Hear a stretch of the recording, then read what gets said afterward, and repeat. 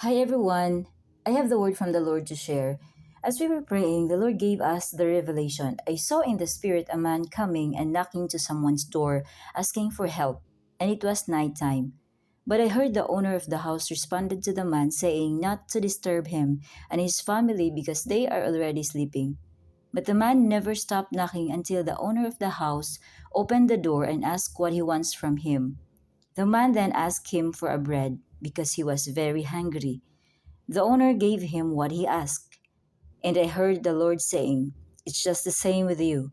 You were asking for something, and sometimes I am not giving you right away. Just continue asking because I will give it to you." This reminds me of Luke chapter 11, 5 through 10. And I remember about what has happened just recently, in which I expected something, but what I was expecting did not come.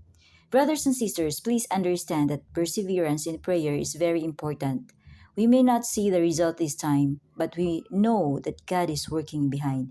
Just the same with the owner of the house. Although it's inconvenience for him to open the door, yet he responded due to a man's persistent in knocking.